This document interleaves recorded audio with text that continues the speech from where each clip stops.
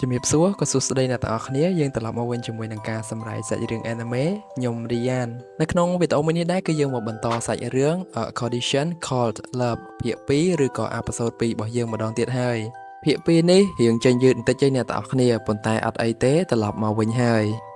ចំពោះគ្នាយើងដែលទើបតែមកថ្មីកុំភ្លេចជួយចុច subscribe ឲ្យ admin ម្នាក់មួយផងដើម្បីជាកម្លាំងចិត្តហើយអ្នកទាំងអស់គ្នាក៏អាច support ខ្ញុំតាម ABA ដូចគ្នា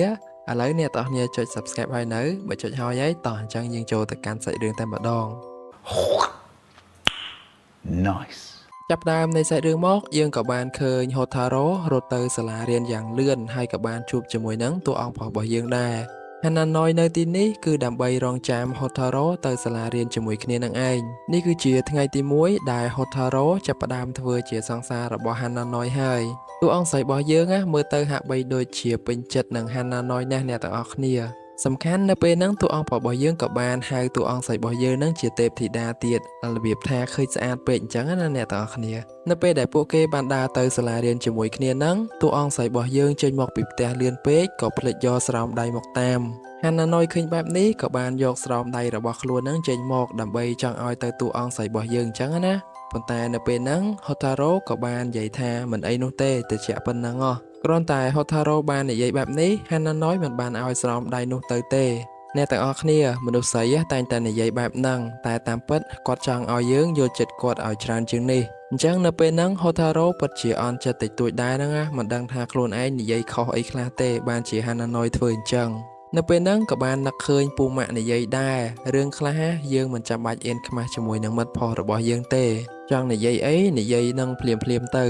អញ្ចឹងក៏បានធ្វើឲ្យតួអង្គស្រីរបស់យើងគិតច្រើនទៀតហើយសំខាន់នៅក្នុងស្ថានភាពហ្នឹងតួអង្គស្រីរបស់យើងក៏បានឃើញគូស្នេហ៍ដតីហ្នឹងស្វីតទៀតអញ្ចឹងកាន់តែអន់ចិត្តហ្មងនៅម៉ោងដែលពួកគេញ៉ាំអាហារថ្ងៃត្រង់Hotaro បានសួរទៅកាន់ Hananoi ថាធ្វើអីខ្លះនៅពេលដែលគេបានដេតជាមួយនឹងមិត្តស្រីរបស់ខ្លួនរួចតួអង្គរបស់យើងក៏បាននិយាយថាគ្រាន់តែបានរស់នៅជាមួយគ្នាហើយស្លាប់កប់ដីចិត្តគ្នាសប្បាយចិត្តពេកហើយពេលហ្នឹងអ្នកទាំងអស់គ្នា Hotaro កាំងបដ ாய் អស់អីនិយាយហ្មងគ្រាន់តែលឺអញ្ចឹងតាមពិតហ្នឹងនាងគ្រាន់តែចង់សួរពេលនៅជាមួយគ្នាស្វីតគេធ្វើអីខ្លះអញ្ចឹងនិយាយទៅអត់ស៊ីចង្វាក់ជាមួយគ្នាហ្មងអ្នកទាំងអស់គ្នាមួយសួរគោមួយឆ្លើយក្របីយ៉ាប់ហ្មងនៅពេលដែលតួអង្គរបស់យើងបានយល់ហើយគាត់ក៏និយាយប្រាប់ថាឲ្យ Hotaro នឹងធ្វើធម្មតាទៅធ្វើអីជាខ្លួនឯងអញ្ចឹងណាដល់ពេលអញ្ចឹង Hotaro មកសែតជាមួយនឹងមិត្តភ័ក្តិម្ដងចំពោះអាសាមីនៅតែគិតថា Hananoi ហើយនិង Hotaro នឹងមិនមែនជាសង្សារនឹងគ្នាទេពីព្រោះខ្លាចគេបោកមិត្តភ័ក្តិខ្លួនឯងអញ្ចឹងណាតួអង្គស្រីរបស់យើងពិតជាចង់ធ្វើអីខ្លះដែរទៅលើ Hananoi ដើម្បីឲ្យគាត់កាន់តែមានចិត្តទៅលើនាងអញ្ចឹងណាអញ្ចឹងក៏បានសួរមិត្តភ័ក្តិរបស់ខ្លួនឯងពីរនាក់ហ្នឹងទៅដោយសារតែពីរនាក់ហ្នឹងមានបទពិសោធន៍ច្រើនមែនតើអារឿងស្នេហាហ្នឹងសាច់រឿងក៏បានកាត់ទៅកាន់ Hotaro បានជួបជាមួយនឹងតួអង្គរបស់យើងគាត់ក៏បានឲ្យសៀវភៅឡើងច្រើនមែនតើអ្នកទាំងអស់គ្នាសម្រាប់ប្រឡងទៅកាន់តួអង្គស្រីរបស់យើងពីព្រោះចិត្តដល់ថ្ងៃប្រឡងដែរហើយណាមួយសៀវភៅទាំងអស់ហ្នឹងគាត់ជាអ្នកកត់ត្រាមេរៀនដាក់ចូលដើម្បីឲ្យតួអង្គស្រីរបស់យើងហ្នឹងបានពិនិត្យមើលមេរៀនឡើងវិញកុំឲ្យប្រឡងធ្លាក់អីចឹងទៅដូចនេះ Hotaro អត់បាននិយាយច្រើនទេក៏បានអរគុណទៅកាន់គាត់ដែរនៅពេលដែលតួអង្គរបស់យើងបានត្រឡប់ទៅវិញហើយ Hotaro ក៏បានហៅគាត់ឲ្យឈប់សិននៅក្នុងចិត្តពិតជាចង់ធ្វើអីមួយប៉ុន្តែរកនឹកអត់ឃើញក៏ Hananoi មកប៉ះក្បាលបន្តិចទៅនឹកនិយាយយូរពេកក៏គេមកប៉ះក្បាលហ្មងទៅរួចពួកគេក៏បានលាគ្នាពីត្រឹមហ្នឹងទៅ Hotaro ចង់ផ្អើលដែរហ្នឹងបានគេប៉ះក្បាលបន្តិចអញ្ចឹងសាច់រឿងក៏បានកាត់ទៅកាន់នៅក្នុងថ្នាក់វិញមិត្តភ័ក្តិអានសៀវភៅនឹងហើយឃើញថាមេរៀនឡើងដូចថ្នាក់ទី1អញ្ចឹងសូម្បីតែក្មេងក៏មើលមេរៀននឹងយល់ដែរប៉ុន្តែតួអង្គស្រីរបស់យើងធ្វើធម្មតាព្រោះគិតថា Hananoi នឹងឥឡូវអាចនឹងចូលចិត្តនាងអញ្ចឹងណាយើងមើលទៅ Hotaro ពិតជាសប្បាយចិត្តហ្មងអ្នកទាំងអស់គ្នានៅពេលដែលមិត្តរបស់នាងបាននិយាយប្រាប់ថាមនុស្សស្រឡាញ់គ្នាត្រូវតែធ្វើអ្វីដូចគ្នារបៀបថាគេធ្វើអីអញ្ចឹងយើងធ្វើអញ្ចឹងដែរទៅដើម្បីឲ្យចិត្តរបស់យើងមានទៅលើគ្នាកាន់តែច្រើនរួចមក Hotaro ក៏បាននឹកឃើញដល់រឿងដែល Hananoi បានកាត់សក់ដូចនាងដែរតែក៏ឆ្ងល់មិនបានជាតួអង្គរបស់យើងមិនចង់ឲ្យនាងធ្វើអ្វីដើម្បីគាត់វិញអញ្ចឹងពិបាកចិត្តពេកឡើងនិយាយរឿងរ៉ាវចេញមកក្រៅដោយពូម៉ាក់បានស្ដាប់ដឹងទាំងអស់រួចមកពីអ្នកហ្នឹងក៏បានលើកទឹកចិត្ត Hotaro ទៅដើម្បីកុំឲ្យគិតរឿងច្រើនពេកហើយក៏គិតរឿងល្អវិញ Shibamu ក៏បាននិយាយថាបើគាត់មិនឲ្យធ្វើអ្វីអញ្ចឹងយើងសាកល្បងធ្វើអ្វីដែល Hananoi បានធ្វើមកលើយើងវិញមើល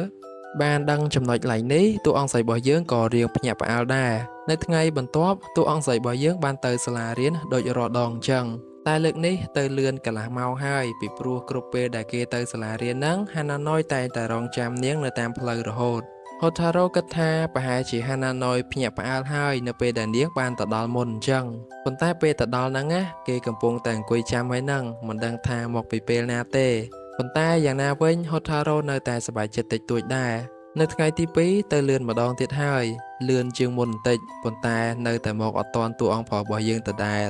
ចំពោះថ្ងៃទី3វិញរត់មកដល់នៅតែឃើញដដែលតែ3ដងសោះតួអង្គស្រីរបស់យើងចង់ចោះចាញ់ហើយនឹងយ៉ាប់ហ្មងហូថារ៉ូនៅពេលនឹងដែរតួអង្គស្រីរបស់យើងក៏បានប្រាប់ទៅហាណាណយថាកុំមកចាំលឿនពេកព្រោះវារងាណាស់អាចនឹងស្លាប់ក៏ថាបានដែររួចតួអង្គប្រុសរបស់យើងក៏បាននិយាយថាគ្រាន់តែចង់ចំណាយពេលតិចតួចនៅជាមួយនឹងហូថារ៉ូនឹងណាដល់ពេលអញ្ចឹងទៅហូថារ៉ូកាន់តែមិនយល់ពីស្នេហាមួយនឹងឬក៏អារម្មណ៍មួយនេះនៅថ្ងៃទី4វិញម្ដងតួអង្គស្រីរបស់យើងបានមកឡើងលឿនហ្មងអ្នកទាំងអស់គ្នាឡើងមេឃមិនទាន់បើកថ្ងៃគ្មានមនុស្សដើរកាត់ផ្លូវនឹងសូម្បីតែម្នាក់ស្ងាត់ឲ្យជ្រាបមេឃក៏ត្រជាក់ទៀតអ្នកទាំងអស់គ្នាហូថារ៉ូក៏ចង់ដឹងដែរថាចាំមើល reaction របស់ Hana Noi មើលមិនខ្លះសំខាន់ក៏គិតថាតួអង្គប្រុសរបស់យើងអាចនឹងខឹងអត់បើនាងមកមុនអញ្ចឹងអង្គុយចាំបានមួយសន្ទុះតួអង្គប្រុសរបស់យើងក៏បានមកដល់ដែរហើយពួកគេក៏បានជួបគ្នាទាំងដែលមេឃមិនទាន់បើកថ្ងៃតែម្ដងអ្នកទាំងអស់គ្នាអញ្ចឹងនៅពេលហ្នឹង Hana Noi ក៏បានសួរថាមកកន្លែងហ្នឹងធ្វើអីថ្មនឹងអញ្ចឹងរួចហូថារ៉ូក៏បានប្រាប់ថាធ្វើអញ្ចឹងគ្រាន់តែចង់ផ្ដល់ភាពជាមិត្តស្រីកាន់តែល្អរបស់គេតែប៉ុណ្្នឹងឯងតួអង្គប្រុសរបស់យើងក៏បានភ្ញាក់ផ្អើលដែរព្រោះកន្លងមកមិនមាននរណាមកអង្គុយចាំគេបែបនេះទេហូថារ៉ូពិតជាសប្បាយចិត្តណាស់អ្នកទាំងអស់គ្នានៅពេលដែលគេបានឃើញ reaction របស់ Hana Noi បែបនេះនិយាយឲ្យខ្លីទៅគឺជីវិតហូថារ៉ូភីងហ្មងអ្នកទាំងអស់គ្នាហើយអារម្មណ៍មួយនេះពិតជាថ្មីមែនទែនសម្រាប់ហូថារ៉ូដែលធ្វើឲ្យគេសប្បាយចិត្តអញ្ចឹងហើយក៏យល់ដែរថាអារម្មណ៍មិត្តស្រីគឺវាបែបនេះឯងនៅពេលនឹងដែរក៏ផ្ដាសាយបដ ாய் ឡើងតួអង្គប្រុសរបស់យើងបារម្ភទៀតតែមានណានៅពេលនឹង Hana Noi ផ្ដាសាយដែរនឹងអញ្ចឹងផ្ដាសាយទាំងពីរអ្នកបដ ாய் ហើយសំខាន់ហូថារ៉ូនៅសោចសប្បាយទៀតនៅពេលដែលពួកគេបានទៅដល់ម៉ាតមួយហ្នឹងហូថារ៉ូក៏មានកំណត់មួយចង់សរសេរអ្វីមួយដែលពួកគេចង់សរសេរដែលគេហៅថាសៀវភៅកំណត់ហេតុអញ្ចឹងណាអ្នកទាំងអស់គ្នាអញ្ចឹង Hana Noi ក៏បានយល់ព្រមសរសេរជាមួយគ្នាទៅនៅអ្វីដែលពួកគេចង់បានឬក៏ចង់សរសេរជាមួយគ្នាអាចថាសរសេរពីចំណង់ចំណូលចិត្តរបស់ពួកគេអីចឹងណានៅក្នុងហ្នឹងតួអង្គប្រុសរបស់យើងក៏បានសរសេរថាចង់កាន់ដៃហូថារ៉ូដើរជាមួយគ្នារួចពួកគេអត់ចាំយូរទេក៏បានកាន់ដៃនិងដើរជាមួយគ្នាហ្មងទៅឡើងមើលទៅស្វីតតែម្ដងអ្នកទាំងអស់គ្នាក្នុងចិត្តតួអង្គប្រុសរបស់យើងចង់ធ្វើអ្វីច្រើនជាងហូថារ៉ូទៀតប៉ុន្តែគ្រាន់តែគាត់អត់ចង់និយាយ3សប្តាហ៍ហើយដែលពួកគេបានធ្វើជាសង្សារនឹងគ្នាពីមួយថ្ងៃទៅមួយថ្ងៃមានពេលតិចតួចតែងតែចំណាយពេលនៅជាមួយគ្នាហូថារ៉ូបាននៅក្បែរ Hana Noi កាន់តែមានអារម្មណ៍ស្រស់បំព្រងហ្មងឲ្យតែមានអ្វីចង់សរសេរដឹងតែសរសេរដាក់ចូលនៅក្នុងសៀវភៅហើយដើរកាន់ដៃគ្នាញ៉ាំអីជាមួយគ្នាចំណាយពេលតិចតួចជាមួយគ្នានៅថ្ងៃពិសេសដូចជាថ្ងៃគ្រីស្មាស់ជាដើមថ្ងៃគ្រីស្មាស់បានហួសហើយប៉ុន្តែមិត្តរបស់នាងនៅតែមានកាដូជូននាងទៀតអាសាមីក៏បានសួរសុខទុក្ខសួរនាំរឿងស្នេហារបស់ពួកគេទៅជាយ៉ាងណាហើយដោយសារថ្ងៃគ្រីស្មាស់ហ្នឹងពួកគេបានជួបគ្នាទេហើយហូថារ៉ូក៏បានចំណាយពេលនៅជាមួយនឹង Hana Noi អីចឹងទៅតួអង្គស្រីរបស់យើងក៏បាននិយាយប្រាប់ថា Hana Noi ល្អធម្មតាទេស្នេហារបស់ពួកគេហ្នឹងសោះបំព្រមហ្មងមិនថាមានពេលតិចតួចក៏ដោយប៉ុន្តែនៅតែមិនទាន់យល់ច្បាស់ថាទង្វើដែលខ្លួនឯងកំពុងតែធ្វើហ្នឹងគេហៅថាស្នេហាអត់ថ្ងៃមួយគេបានសួរ Hana Noi ដែរថាបើគេធ្វើធម្មតាអញ្ចឹងហើយយូរៗទៅធ្វើជាមិត្តនឹងគ្នាវិញតើគេគិតម៉េចរួចតួអង្គប្រុសរបស់យើងក៏បាននិយាយថាវាគ្មានផ្លូវទេពេលកំពុងតែនិយាយគ្នាសុកហ្នឹងសង្សាររបស់អាសាមីក៏បានមកនិយាយកាត់មុខឲ្យហូថារ៉ូហ្នឹងសាកថើប Hana Noi មួយមើលអាប៉ែនេះចេញមកឆ្លើយហ្មងណាហើយអាប៉ែហ្នឹងមានឈ្មោះថាខៃរួចគេក៏អួតថាអាសាមីហ្នឹងក៏ធ្លាប់ថើបគេដែរមានណាអ្នកទាំងអស់គ្នាស៊ីមួយដៃបដ ாய் ហើយចាប់គៀបក្លៀកទៀតអ្នកទាំងអស់គ្នាកុំចូលរួចអាសាមីក៏បានសុំទោសទៅកាន់តួអង្គស្រីរបស់យើងដែរអាប៉ែខៃហ្នឹងមិនសូវទុកចិត្តតួអង្គប្រុសរបស់យើងប៉ុន្មានទេគេក៏ឲ្យហូតារ៉ូប្រុងប្រយ័ត្នផងពីព្រោះនៅក្នុងថ្នាក់តួអង្គប្រុសរបស់យើងហ្នឹងរៀងខ្លាំងដែរមិនមែនតែគេទេដែលគិតអញ្ចឹងគឺសូម្បីតែមិត្តភក្តិគេដទៃទៀតហ្នឹងក៏គិតបែបនេះដែរ ដែលថាពួកគេមើលទៅហាណាណូយធ្វើអ្វីមួយយកតែផលប្រយោជន៍ខ្លួនឯងអញ្ចឹងណានិយាយរួចក៏ស៊ីមួយដៃទៀតរបស់អាសាមីទៅយ៉ាងណាវិញអាសាមីក៏ឲ្យហូតារ៉ូមើលខ្លួនឯងផងអញ្ចឹងសកម្មភាព3នាក់នឹងដែលនិយាយគ្នានឹងហាណាណូយក៏បានឃើញដែរនៅពីថ្នាក់ផ្សេងសាច់រឿងក៏បានកាត់ទៅពេលដែលហាណាណូយកំពុងរងចាំហូតារ៉ូទៅផ្ទះជាមួយគ្នានៅពេលដែលពួកគេបានដើរជាមួយគ្នាហ្នឹងណាក៏មានសិស្សស្រី2នាក់និយាយដើមពួកគេថាហូថារ៉ូមើលទៅហាក់បីដូចជាធុញនឹងសង្សារខ្លួនឯងអញ្ចឹងពេលហ្នឹងតួអង្គរបស់យើង2នាក់ក៏បានស្ដាប់ឮគេនិយាយដែរហើយភ្លាមៗហ្នឹងហូថារ៉ូក៏បានសម្លឹងមុខទៅកាន់សិស្ស2នាក់ហ្នឹងភ្លាមៗតែម្ដងអ្នកទាំងអស់គ្នា2នាក់ហ្នឹងក៏បានបោះរោមខ្ញាក់ហើយរត់ទៅបាត់តែម្ដងអ្នកទាំងអស់គ្នារួចតួអង្គរបស់យើងក៏បាននិយាយរឿងល្អៗវិញទៅហើយគេក៏ចង់នាំហូថារ៉ូហ្នឹងទៅផ្ទះរបស់គេដូចគ្នាព្រោះគេចង់និយាយគ្នាអំពីរឿងគ្រីស្មាស់ហ្នឹងឯងពេលទៅដល់ទីនោះផ្ទះហាណាណូយធំដែរហ្នឹងណាចេញមកដោយកូនអ្នកមានតែម្ដងអ្នកទាំងអស់គ្នាម៉ាក់ប៉ារបស់គេហ្នឹងគឺធ្វើការអស់ហើយយូរមកលេងផ្ទះម្ដងព្រោះអីពួកគាត់គឺជាគ្រូពេទ្យទាំងពីរនាក់តែម្ដងក្នុងមួយអាទិត្យម្ដងលោកយាយរបស់គេមកមើលផ្ទះមកពិនិត្យមើលផ្ទះអីហ្នឹងម្ដងដែរបន្ទាប់ពីរៀបរាប់អស់ហើយតួអង្គរបស់យើងក៏បានទៅឆុងតែញ៉ាំសិនហូថារ៉ូមើលមុខទៅរបស់ហាណាណូយឡើងក្រហមខុសពីធម្មតាអញ្ចឹងនៅពេលដែលតួអង្គស្រីរបស់យើងបានទៅឆែកមើលបន្ទប់របស់ហាណាណូយនាងបានឃើញគ្រប់កន្លែងតែម្ដងហើយក៏បានឃើញសៀវភៅច្រើនដែរដោយសារតែតួអង្គរបស់យើងចូលចិត្តអានសៀវភៅមែនតែនកន្លែងមួយដែលមានវាំងននបាំងចិត្តហ្នឹងហូថារ៉ូរៀបនឹងបើកមើលហើយប៉ុន្តែតួអង្គរបស់យើងក៏បានចាប់ដៃនាងទាន់មិនឲ្យបើកមើលនោះទេព្រោះអីកន្លែងហ្នឹងគេនិយាយថាជាទីសក្ការៈអីអញ្ចឹងណាអ្នកទាំងអស់គ្នាពេលហូថារ៉ូឮអញ្ចឹងរៀងភ័យបដ ாய் ពេលដែលពួកគេអង្គុយញ៉ាំតែពីរនាក់ហ្នឹងហូថារ៉ូបាននិយាយថាតួអង្គរបស់យើងមើលទៅដូចជាមនុស្សចម្លែកមនុស្សអាចកំបាំងអញ្ចឹង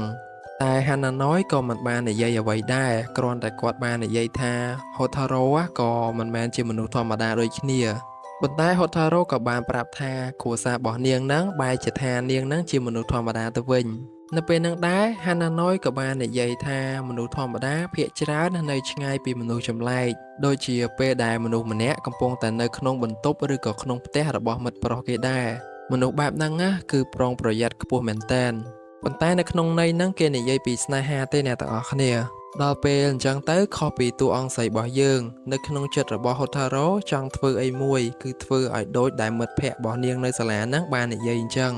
រួចនៅពេលហ្នឹងតួអង្គរបស់យើងក៏បានប្រាប់ថាបើចង់និយាយអីប្រាប់គាត់មកហើយក៏បន្តនិយាយទៀតថាគាត់ចង់បានហូថារ៉ូហ្នឹងធ្វើជាមនុស្សពិសេសសម្រាប់គាត់ហ្មងបើសិនជាថ្ងៃណាមួយពួកយើងមិនមែនជាគូនឹងគ្នាហូថារ៉ូនឹងលែងឃើញមុខហាណាណូយទៀតហើយអញ្ចឹងនៅពេលហ្នឹងតួអង្គស្រីរបស់យើងក៏បានសួរថាចង់ kiss នាងមួយអត់ហាណាណូយគ្រាន់តែឮអញ្ចឹងឆ្លក់តែបដ ாய் អ្នកទាំងអស់គ្នាអញ្ចឹងអីនេះនៅពេលហ្នឹងហូថារ៉ូក៏បានប្រាប់ថាមិនមែនមានន័យថាថើបទេគ្រាន់តែដាក់មុខចិត្តគ្នាអីអញ្ចឹងណាហើយគេធ្វើអញ្ចឹងគេចង់ដឹងថាមនុស្សម្នាក់ហ្នឹងចូលចិត្តយើងឬក៏អត់ប៉ុន្តែហូថារ៉ូក៏មិនបង្ខំដែរតែមានណាហាណាណូយឲ្យហូថារ៉ូហ្នឹងបិទភ្នែកឲ្យអ្នកទាំងអស់គ្នានៅពេលហ្នឹងដែរតួអង្គរបស់យើងក៏គ្រាន់តែប្រាប់ថាយើងមិនចាំបាច់ធ្វើអញ្ចឹងទេ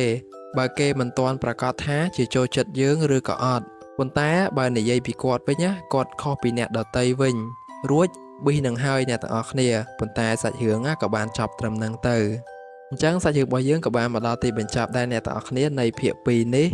admin នៅដឹងថានៅអេពីសូត3អេពីសូត4គូស្នេហ៍មួយនេះទៅជាយ៉ាងណាទេអញ្ចឹងសង្ឃឹមថាអ្នកទាំងអស់គ្នានឹងតាមដានដូច admin ដែរ